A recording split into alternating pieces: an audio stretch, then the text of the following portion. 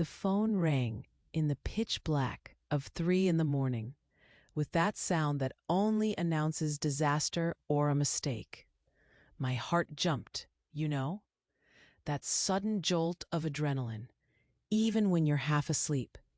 I fumbled for it on the bedside table in that cheap motel room, the kind of place with thin walls and a mattress that's seen better days. He had sent me here, my son David. He said it was temporary, just while things were sorted out. His name flashed on the screen, and for a split second, I felt a flicker of hope.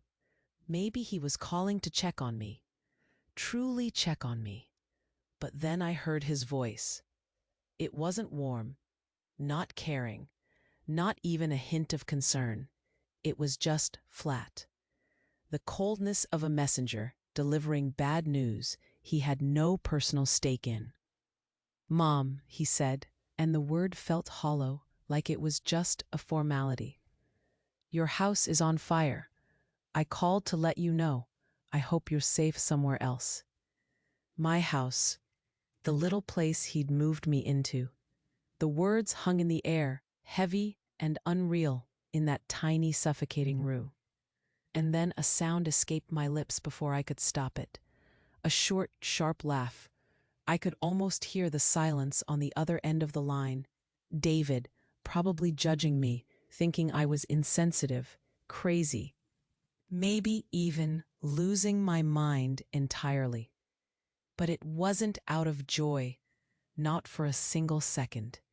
No, that laugh was pure, unadulterated relief. The kind of clarity that punches you in the gut, but also makes everything else make sense. In that single, brutal instant, every single piece of the puzzle he'd been so carefully, so subtly assembling over the past few months clicked into place. It was like a sudden, blinding flash of light, revealing the truth of everything. The way he'd talked about my old apartment, saying how expensive it was, how much of a burden it was on his finances, making me feel like an old, heavy weight dragging him down. That feeling of being a financial burden, a sort of silent humiliation that just seeped into your bones. The sudden, hurried move to that old, isolated house he called temporary, so far from everything, where I knew no one. It felt like being placed aside, out of sight. A profound emotional coldness, even when he pretended it was for my own good. And the rush, the absolute whirlwind, to make me sign papers I could barely read. My eyes not what they used to be. His hand guiding mine, reassuring me it was just formalities. Each one of those little moments brushed off. It reeked of calculated moves and hidden agendas. It was the smell of discard, of a son who saw his mother not as family, but as an inconvenience, a means to an end. That chilling distance he'd put between us, physical and emotional, now made perfect, awful sense. He had built this fire metaphorically, long before the flames actually touched the wood. My son, David, my only child, thought he was taking away my roof, the last remnant of a lifetime of work, of memories, of everything I had built. He thought he was erasing me, clearing the slate of my existence from his path. He thought that fire was destroying my world, reducing it to ashes and leaving me with nothing, absolutely nothing. But he was so wrong. He didn't know that fire wasn't destroying my world at all. No, that fire was illuminating a path, a clear, unmistakable path. It was shining a harsh light on exactly what needed to happen next. It was pointing the way for justice, my justice, to finally, irrevocably. He truly believed he was leaving me with nothing. he forgot the most important detail of all. What he didn't imagine was that by burning that house, he was handing me the key to reclaim everything he had already taken from me. What he didn't imagine was that by burning that house, he was handing me the key to reclaim everything he had already taken from me. But before all this, before the fire, before the motel room, before the phone call that changed everything, let me tell you a little about myself. My name is Eleanor. I'm 75 years old. I was an art teacher my whole life, for so many years. And even after I retired, when my pension started coming in, my hands never stopped. Never stopped painting, that is. My paintings aren't famous, not in any museum or anything, but they tell the story of my soul. They show the colors I've seen, the sunlight, the shadows. They tell the story of the people I've loved, the places I've been. Every brushstroke is a memory, a feeling. Before all this happened, before the world turned upside down, I lived in a small, really bright and lively apartment. It was filled with my canvases, piled up in corners, leaning against walls. I had my books everywhere too, stacked on tables, spilling from shelves. And of course, the photos. Photos of my late husband, Arthur. He was a wonderful man, so full of quiet wisdom. He always used to tell me, with this wise, gentle smile, "Eleanor, true wealth isn't in the bank, not really. It's in the papers stored in the right drawer." I never quite understood the full weight of those words back then, not like I do now, but I remembered them. David and we always had such an affectionate relationship. He's my only son, my pride and joy. I truly believed in him. Even after his wife left him a few years back, and he really needed to start over, I was there. I offered him everything I could. My support, my time, even the modest savings I had tucked away for a rainy day. I gave it all without a second thought. That's what family is, isn't it? A safe harbor, a place where we support each other without asking for anything in return, just because we love each other. I honestly believed that. Little did I know that for him, I had become something else entirely. Not a harbor, but an old ship, too heavy to remain anchored. He just wanted me out of the way. And speaking of drawers, at home, in that bright, lively apartment, I kept an old wooden box. It wasn't fancy, just a simple, well-worn thing that had belonged to Arthur. He'd had it forever. Inside it, along with some yellowed photos of us from when we were young, and the love letters he wrote me during his travels, there were these documents, important documents. He made me promise so many times never to leave them in anyone else's hands. He was so particular about them. David, my son, he saw that box as just a chest of old junk, just a pile of useless papers from another time, collecting dust. He'd glance at it sometimes, dismissively, like it was just clutter. But for me, it was so much more. It was the physical embodiment of the promise I made to Arthur, a promise to always take care of our future, to protect what we had built together. It was a sacred trust. I thought I was only protecting memories, those precious, fading moments from our life together. But what that box held, what it truly held, was my future. And the silent, undeniable proof of the truth. The shift, when I look back, was so gradual at first, almost imperceptible, like the slow dimming of a light bulb. It all started subtly. David, my son, my only child, he started visiting less, not suddenly, not abruptly, but just shorter visits.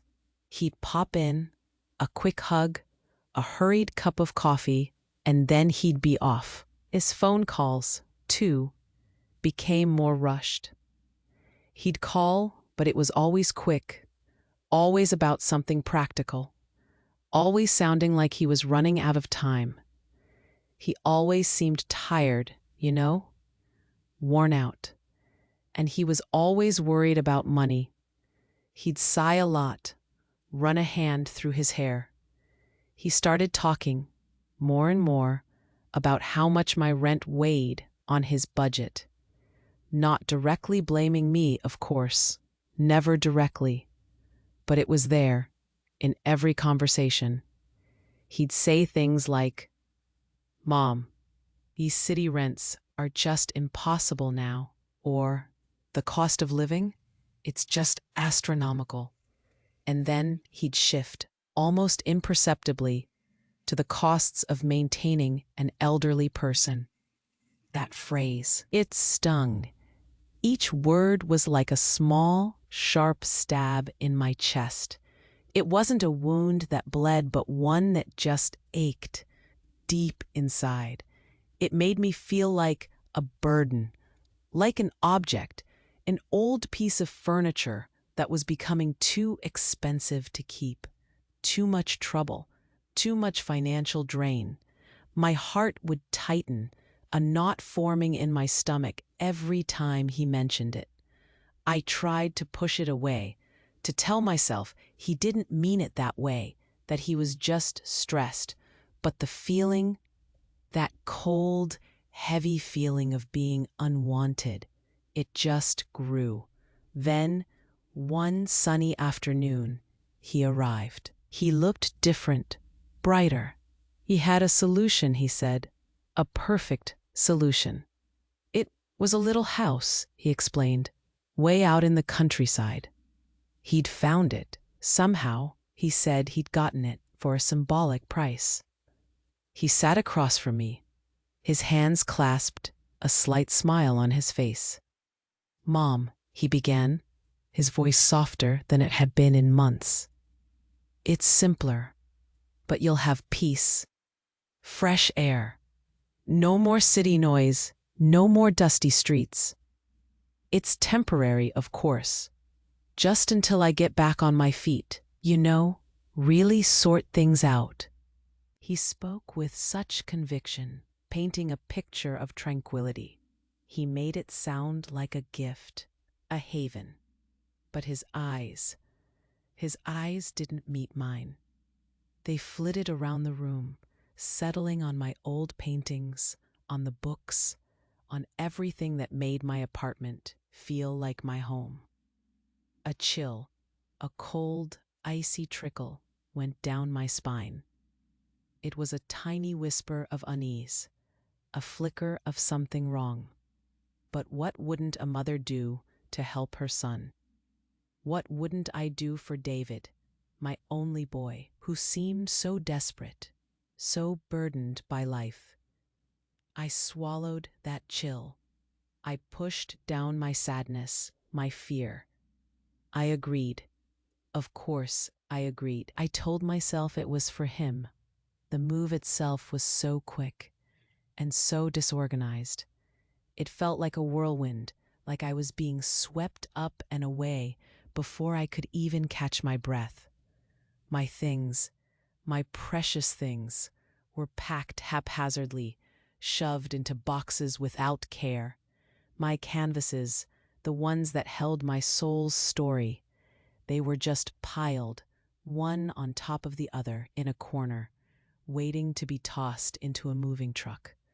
I remember standing there, watching him and the few movers he'd hired, feeling a strange detachment, like it wasn't my life they were dismantling. He seemed to be in such a hurry to get me out of that apartment, out of my home, to close that chapter of my life. It was almost frantic, the way he pushed everyone, the way he barely let me sort through things. He just wanted it done. I tried to believe it was out of necessity. I really did. I convinced myself that his financial desperation was real, that he was truly struggling, and this was the only way. That he was doing this to save money, to make things easier on himself, and by extension, on me. I kept telling myself he was just trying to help, in his own way. I tried to ignore that small, insistent voice inside me, that quiet, screaming whisper that said this wasn't care at all. It was discard. It was a way to get rid of me, neatly, quietly, out of sight. That thought was a terrible, bitter pill to swallow. But I swallowed it. For David. I agreed to leave my home, the place where I had built so many memories, to ease his burden. I truly believed I was helping him. I didn't realize, not then, that I was walking straight into the trap he had set for me, and I was completely, utterly alone, with nothing but my old wooden box. The little house they moved me into, it wasn't a haven at all. It was a place forgotten by time, truly. The moment I stepped inside, the air hit me. It smelled of mold, that damp, earthy smell that clings to everything. The walls felt cold, somehow, even in summer. I walked around, my hands tracing the peeling paint. The worn surfaces, the windows, I noticed right away, didn't close properly. Not a single one. There were gaps, small cracks that let in drafts, and sometimes the faint rustle of leaves from outside, even when they were shut tight. It felt exposed, vulnerable. And the nearest neighbors? They were a long, long walk away. Miles, it felt like. Not a friendly wave from across the street, not a quick chat over the fence, just quiet, vast distances. It wasn't simple, it was isolated. David, my son, he left me there with my boxes. So many boxes, still unopened, my things just piled up, silent witnesses. He gave me a hurried hug, a quick squeeze that barely registered, and then he was gone. He promised he'd call every day. "I'll check in, Mom. Make sure you're settled." His words hung in the air, empty, as his car pulled away. That promise, it lasted exactly 1 week. 1 short week of brief, rushed phone calls, and then silence. Total, absolute silence. That's when I knew. He had installed me there not for my peace, not for my fresh air, not for my good at all. He put me there to be forgotten, to be out of sight, out of mind. The humiliation, it wasn't loud. It didn't come with shouts or arguments. It came with that silence. It came with the quiet days that stretched into quiet weeks, and then quiet months. I felt invisible, like an old piece of furniture. You know, something useful once, perhaps even cherished, but now just clutter. Something you move to the basement so it doesn't mess up the decor of your new, bright house. That's how I felt, like an old chair, tucked away in the shadows, waiting to be rediscovered, or simply to be forgotten forever. Sometimes I'd venture out to the small gate, just to breathe the air, to feel a little sunlight on my face. The few neighbors who did pass by, they were farmers, quiet people. They'd look at me. Not with hostility, no, with a mix of pity and curiosity. That's what it felt like. They knew. They saw. They knew I was the old woman whom the city's sun had abandoned there, on the outskirts of Atlanta, far from everything familiar, far from my own life. Their eyes, those knowing, pitying eyes, spoke volumes. They confirmed what my heart already knew. I was discarded, but the final blow, the one that truly shattered something deep inside me, was when the truth about the house itself began to dawn on me. I had thought he moved me from a rented apartment to this simple, temporary house, a place he'd gotten for a symbolic price. But as I looked around, as I slowly started to unpack, I started to notice things. The way he spoke about it, the vagueness when I asked about deeds or paperwork. It hit me like a physical punch. He believed this place was ownerless, an old, forgotten property without any apparent registration, just sitting there. He planned to take it for himself. Over time, he used me, his mother. He used me as a piece in his game, a pawn to occupy the place, to make it look lived in, until he could legally claim it. It wasn't a favor. It was a calculated move, a deception. In that isolation, the pain of ingratitude became my only constant companion. It was a sharp, bitter pain that never dulled. It sat with me at the kitchen table, watched me as I tried to sleep, whispered in my ear during the long, silent hours. And with that pain came a terrible, crushing realization. The love I felt for him, for David, my only son, was a one-way street. I had given everything, and he had taken everything, even my very presence, and turned it into a tool for his own gain. That day, sitting alone in that cold, drafty house, listening to the silence, I ceased to be his mother. I was no longer Eleanor, the woman who had nurtured him, worried for him, sacrificed for him. No, that day I became merely an obstacle, just an obstacle between him and the money he so desperately desired. Instead of crying, instead of despairing, instead of letting that terrible realization crush me completely, a strange, cold calm started to settle over me. It was like the surface of a deep, still lake after a storm. The pain was still there, of course, a constant, dull ache, deep in my chest. But the clarity it brought, that sudden, sharp understanding of everything, it was like a shield, an armor forming around my heart.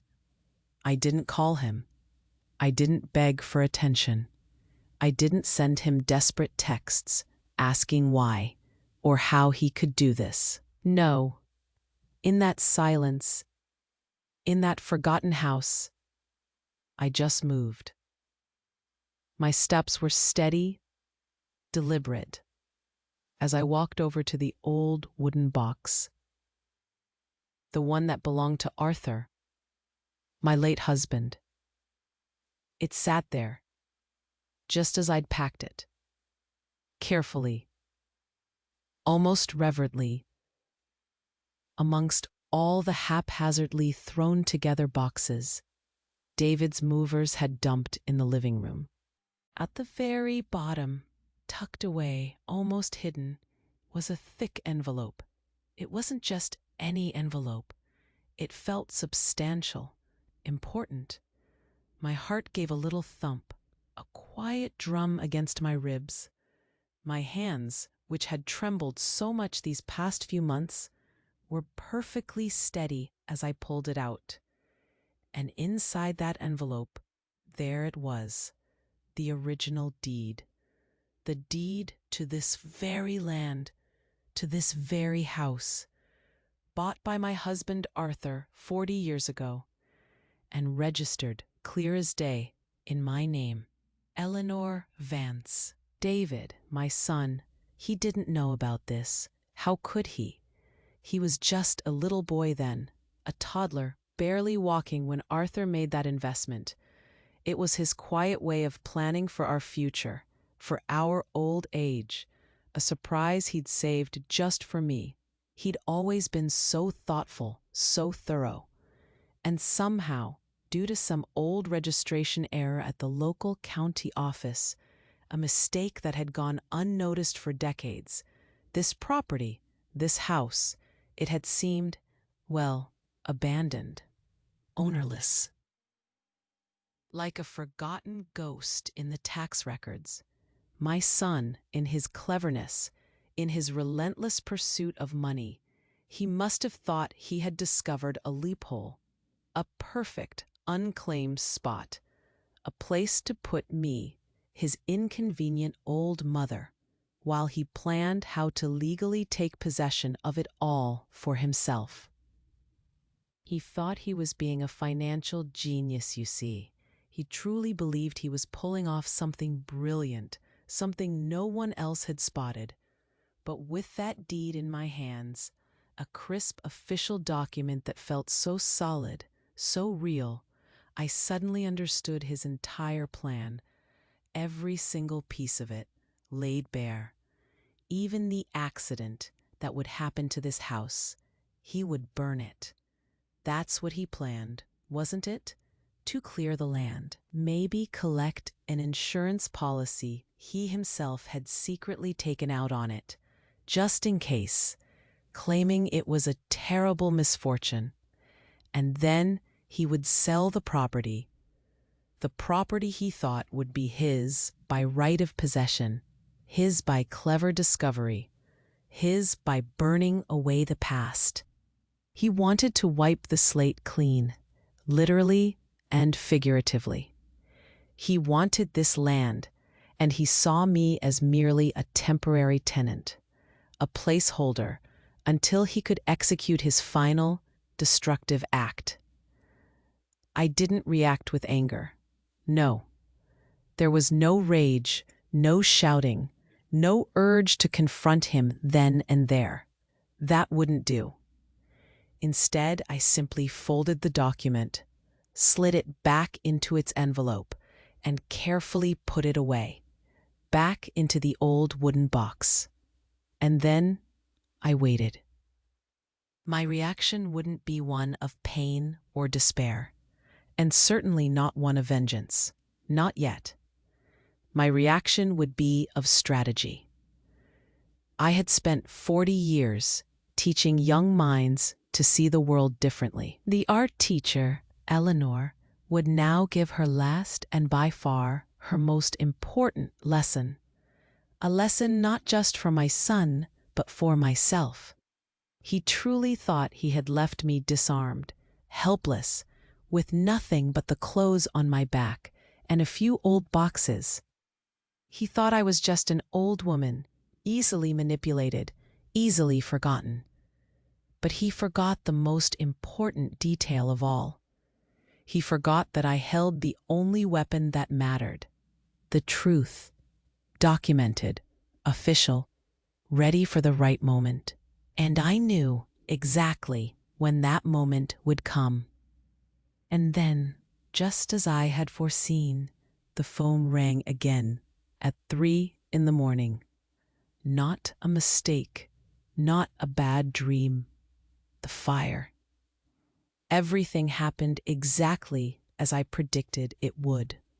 The flames, the smoke, the final, brutal act of his plan.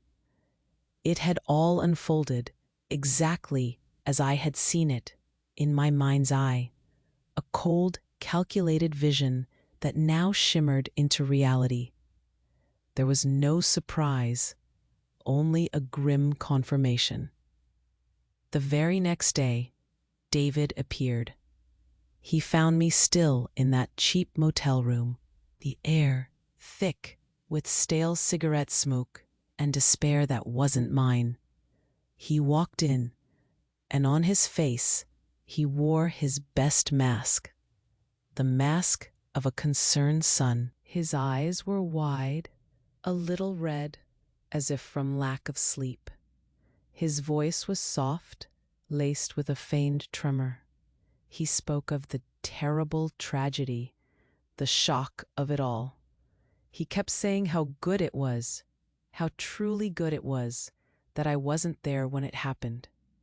He acted relieved, as if my safety was his only concern, as if he hadn't deliberately put me in a situation where I might have been there.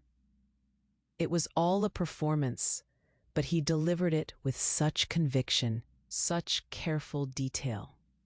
Then, almost as an afterthought, he said it with such ease, as if it was merely a practical step, a silver lining to a terrible accident. He was speaking of my home, my past, my supposed safe haven, as the land, something to be cleared. He couldn't even bring himself to call it a house anymore. It was just a hurdle. The loneliness I felt, the one that had been my constant companion in that isolated house, it deepened even further now. It wasn't just David's distance anymore. It was everyone. Other family members started calling.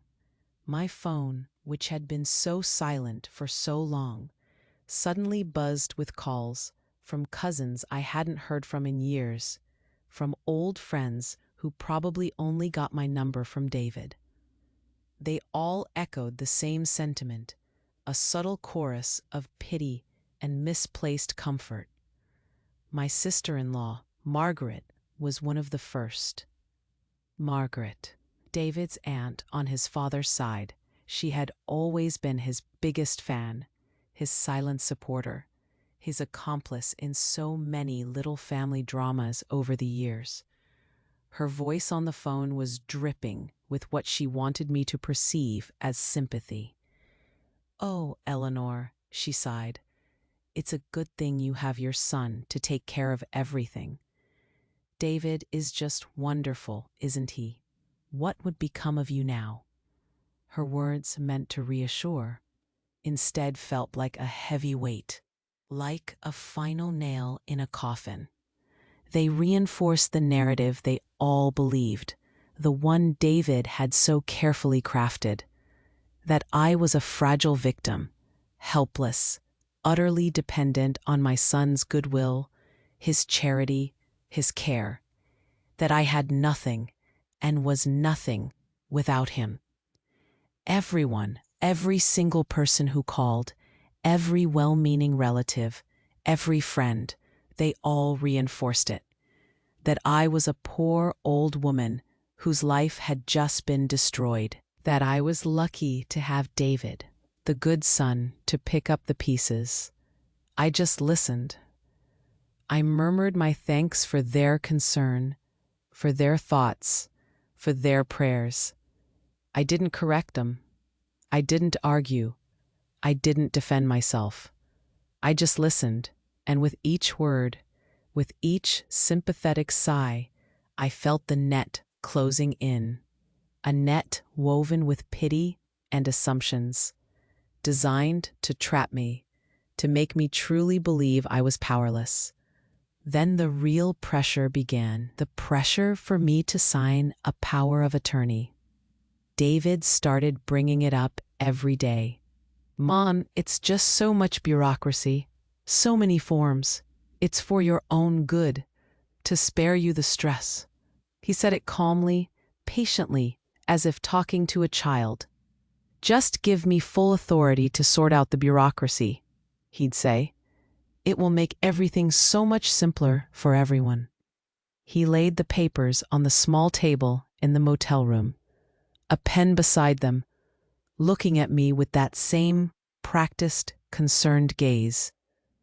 The pain of being treated as incapable, as a child who understands nothing, who is too old and frail to manage her own affairs. It reached its absolute peak then. It was a searing, raw pain. I wanted to scream, to tell them all that I was Eleanor, an art teacher for 40 years, a woman who had managed a household, raised a child, buried a husband, paid taxes, built a life. I was not stupid. I was not helpless, but I stayed silent. I was alone, yes, but I was not defeated, not by a long shot. With each of his requests, with each gentle push for my signature, I felt something shift inside me. I felt stronger, more prepared. Each demand from him, each assumption of my weakness, sharpened my resolve.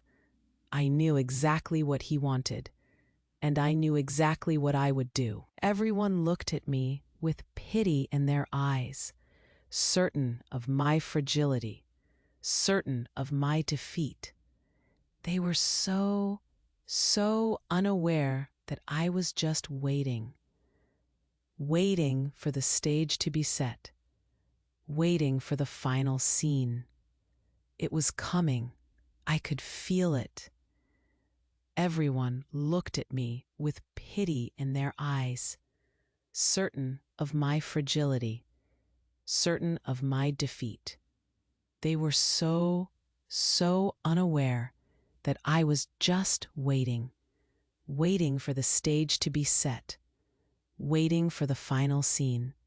It was coming. I could feel it. And so it did. David, in his usual hurried way, called me a couple of days later. He said he'd scheduled a meeting. It would be in this small motel room, he said. No need to go anywhere else. He made it sound like a convenience for me, to spare me the effort of moving. He didn't say who else would be there, just that it was to finalize everything and get my future sorted. My future indeed. I just listened, calmly, my heart beating a steady rhythm of anticipation. When the time came, the knock on the door was sharp, impatient. David entered first, followed by two men. One was dressed in a crisp suit, carrying a briefcase, his lawyer, I presumed. The other was an older man, stout, with a watchful, assessing gaze. He was the buyer, David explained, a man interested in the empty plot of land. He spoke of it so casually, as if it had never been a home, never held memories, never felt the warmth of a life lived within its walls. Just an empty lot, waiting for his profit. David didn't even offer me a chair. He just moved directly to the small, cheap table in the center of the room, pulling out a form.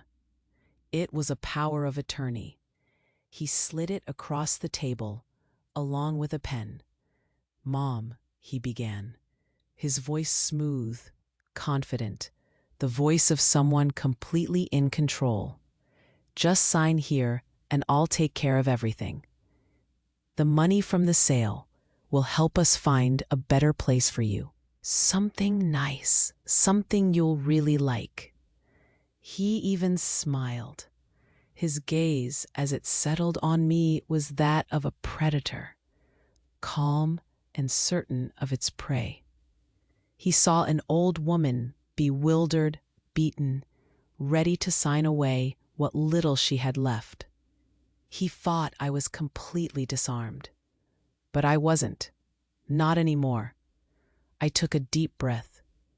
The calm that had settled over me for weeks, the one I had cultivated in that isolated house, it was still there, strong and steady. It was the calm of someone who had taught art for 40 years, who knew exactly what brushstroke to make, what color to choose, what moment was perfect for the reveal.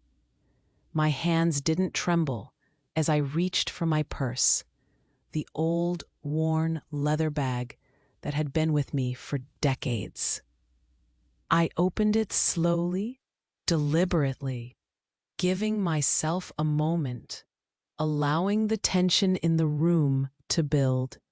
David's eyes followed my every move, a flicker of impatience in their depths. From inside my purse, I took out the old envelope, the thick, slightly yellowed one, the one that held Arthur's promise and my truth. I didn't rush. I simply slid it across the table, slowly. The original deed, still crisp despite its age, laid bare for them to see. The silence that fell then was heavy, dense. It pressed in on us, thick and suffocating. David's eyes, so confident moments before, fell upon the document. His face, I watched it closely, turned from white to a deep, burning red in seconds. The color drained from his lips, leaving them pale and tight. The lawyer, a professional, a man of papers, picked up the deed. He examined it, his brow furrowing, his eyes scanning the official stamps, the dates, the names. Then he looked up. He looked at my son, David, with utter incredulity. His voice was low, almost a whisper, but it cut through the silence like a knife. "This property," he said, the words falling heavily, "this property is in your mother's name, David, registered 40 years ago. There's no question about it." I looked into my son's eyes then, his mask, the one he had worn so perfectly for months, the mask of the concerned son, the helpful son, the burdened son.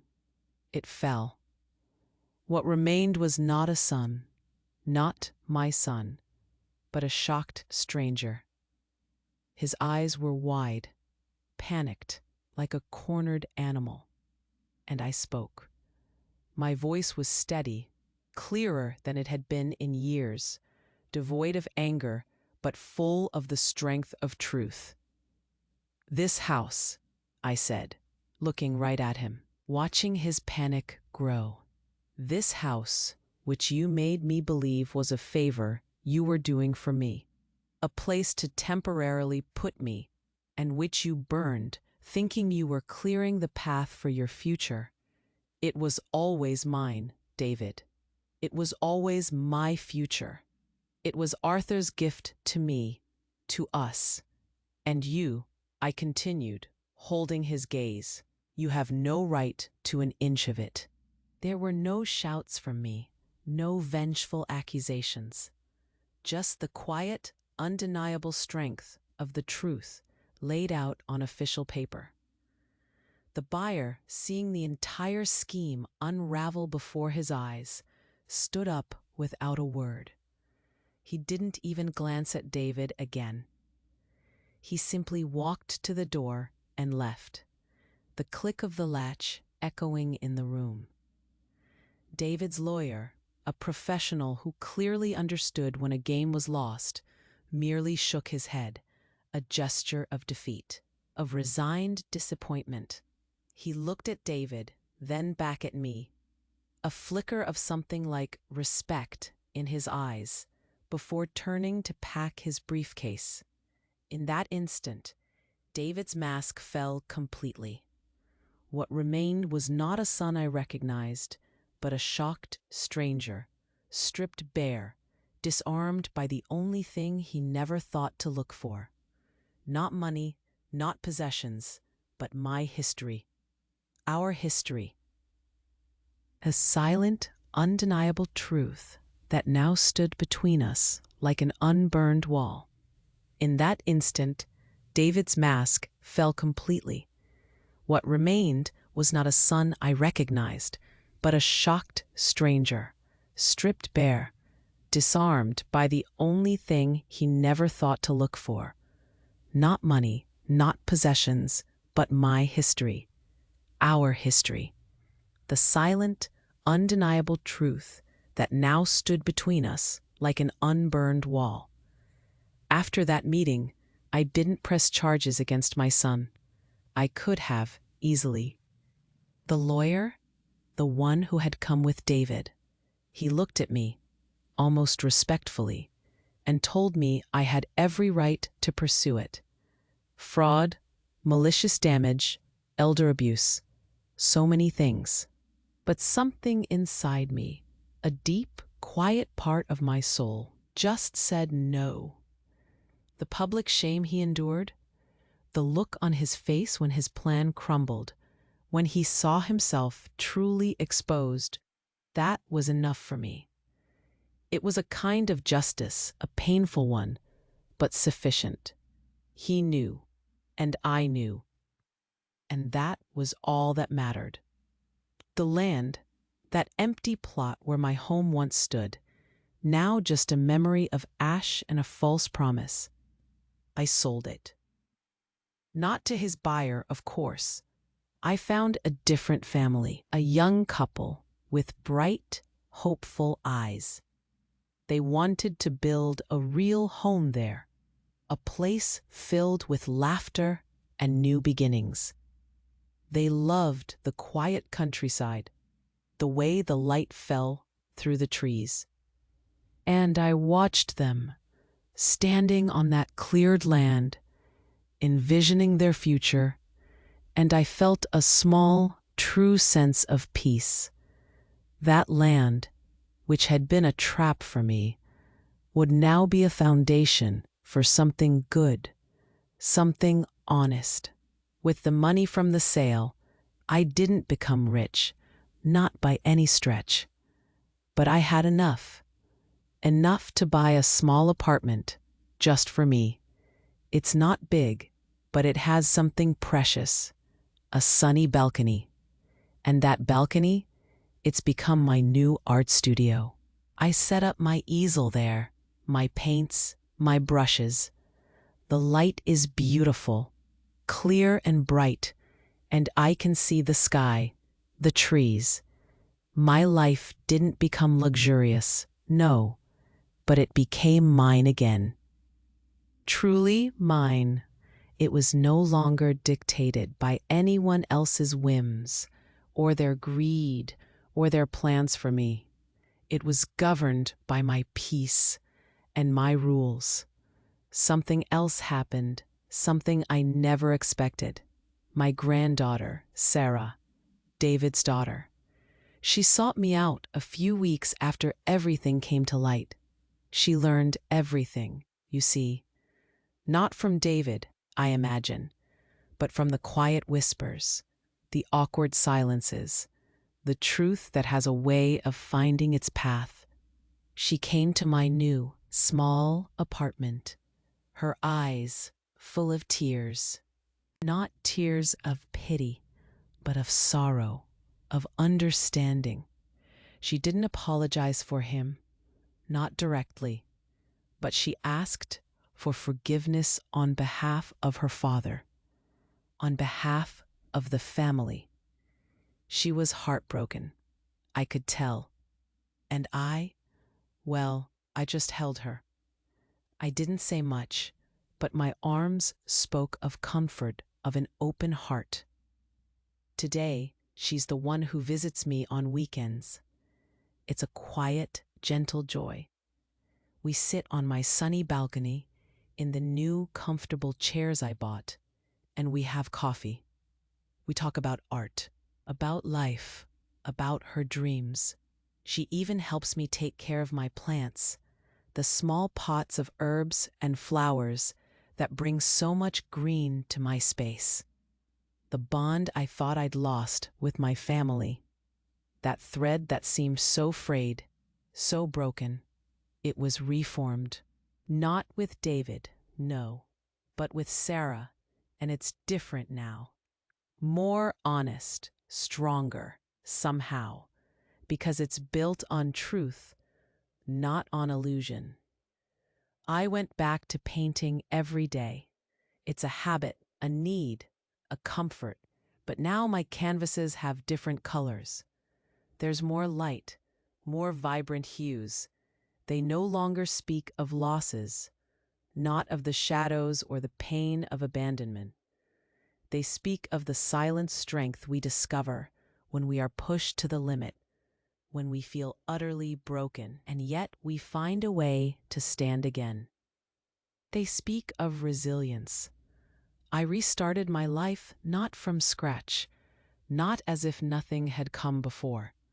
No, I restarted it from the exact point where my dignity told me to move forward, with hands stained with paint, a little older, a little wiser, and a soul finally, truly at peace. It wasn't about revenge, not anymore. It was about reclaiming myself. I discovered that a true home isn't made of walls and bricks, not just physical structures. A true home is built from the respect we refuse to let anyone take from us. It's in our own unwavering spirit. I discovered that a true home isn't made of walls and bricks, not just physical structures. A true home is built from the respect we refuse to let anyone take from us. It's in our own unwavering spirit. And sitting here now, on my sunny balcony, my hands comfortable with the familiar weight of a paintbrush, looking out at the world, I often think about all of it. So much has happened, and I've learned so much, not just about David, but about myself, and about us, all of us. You see, so many times we diminish ourselves. We make ourselves smaller, don't we? We fold ourselves into tiny boxes, trying so hard to fit into the plans of those we love most. We accept the little things, the simple explanations, the temporary arrangements. We tell ourselves it's fine, it's just for now, it's what's needed. We convince ourselves that love, that deep, powerful feeling we have for our children, our family, that love justifies everything, that it means we should sacrifice, always, without question, without thinking of ourselves.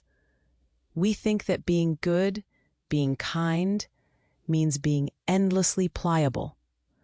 But what I learned, truly learned from David, from that isolated house, from the fire, from all the pain, is that true love doesn't diminish.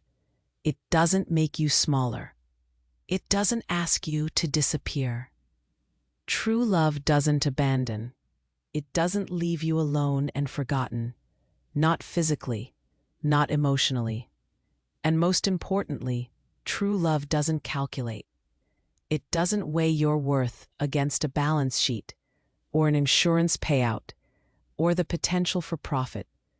It doesn't see you as a burden, or an obstacle, or a problem to be solved, or a piece of property to be acquired. I remember thinking I was just old, just getting in the way. I remember feeling like a number, a line item in a budget, rather than a person with a lifetime of experiences, of love, of value. And that feeling, that sense of being quantified, of having your worth measured in dollars and cents by the very people who should cherish you most. It's a quiet kind of injustice. It's a subtle way to be erased without ever being loud about it. It makes you question everything about yourself. Am I really worth so little? Am I truly just a liability? It's easy to feel that way, isn't it? Especially when you get older. Society sometimes starts to treat you like you're less capable, less important, less relevant. Like your life, your contributions, your very presence has an expiration date. And it's even harder when that message comes from inside your own family, from the people you raised, the people you poured your life into. when they start to look at you not with respect, but with pity, or worse, with calculation. When they see you as a problem to be managed, rather than a person to be cherished. But my dignity, that quiet, steadfast voice inside me, it told me something different. It told me that every human being, no matter their age, no matter their circumstances, deserves respect, deserves to be seen, deserves to have their history acknowledged, their value recognized, not just for what they can do, but for who they are, for who they have always been. It's not about fighting to be seen, but simply refusing to let yourself be unseen. I had to fight for that respect. Not with anger, but with truth. Not by shouting, but by simply standing firm on who I was and what was mine. And finding that inner strength, that unwavering spirit, it brought a peace I never knew I was missing. It wasn't about winning something from someone else, but about reclaiming something within myself, reclaiming my story, my worth, my place in the world. So, sitting here, painting, living my quiet, meaningful life, I often wonder, and you? Have you ever felt that your worth to the people you love most suddenly started to fit into a math equation? It's a strange feeling, isn't it? When the love you thought was boundless, unconditional, suddenly feels like it comes with a price tag, like your very presence is an expense, a burden. For a long time, I swallowed that feeling. I tried to make myself smaller, less demanding, less visible, just so I wouldn't be a problem. I thought that was what being a good mother meant, a good person. Sacrificing your own needs, your own space, even your own truth, for the comfort of others, especially those you adore. But there's a limit, a deep, quiet line in your soul that tells you when you've given too much, when you've diminished yourself to the point of disappearing. It's a hard lesson to learn, especially when it comes from the people you least expect it from the ones who are supposed to protect you, not quantify you. I often think about the whispers I heard, the subtle glances, the way society sometimes starts to treat you when you reach a certain age. Like your wisdom is outdated, your experiences irrelevant, your contributions over. Like you're just a fading echo, waiting for the final silence. And when that message, that terrible, dehumanizing message, comes from your own flesh and blood, it's a wound that goes deeper than any physical pain. It makes you question everything you thought you knew about yourself, about family, about love. It makes you wonder if you truly have any value left, if your life, your very existence, still matters to anyone. It's like they're saying, your story is over, your purpose fulfilled. Now just fade away quietly. But you know what?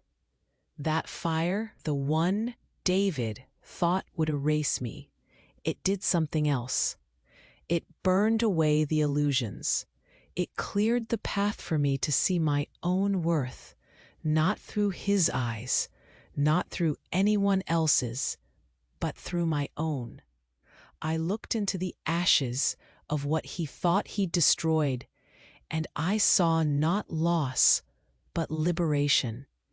I saw the true value of my history, my resilience, my unwavering spirit.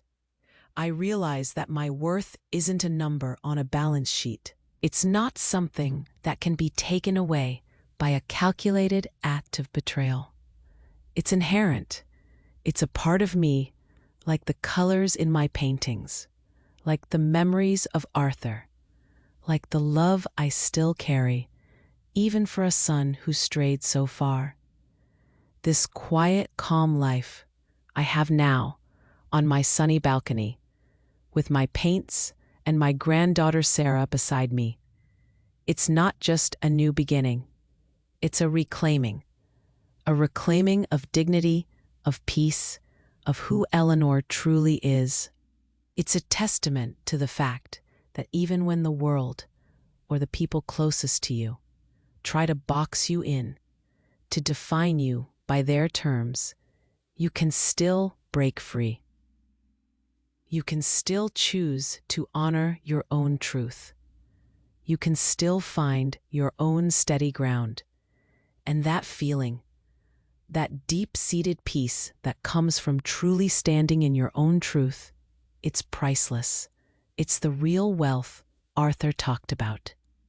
The wealth stored not in a drawer, but in your soul. I share my story not for pity, not for anger, but because I believe there are so many of us who have felt that subtle diminishment, that quiet struggle to hold on to our worth in a world that often tries to measure it in all the wrong ways. Maybe my journey, my quiet fight for dignity, can resonate with someone else's heart, someone who might be struggling with their own worth, their own place. If these stories, these moments of shared understanding, if they matter to you as much as they matter to me, then please, let's stay connected. And if you want to keep receiving real stories like this, pay attention. YouTube might be silently unsubscribing you without warning. Confirm if you're still subscribed to the channel and turn on notifications, because these stories, these shared moments of truth and resilience, they are important. They remind us that we are not alone. They help us remember the quiet strength we all carry inside.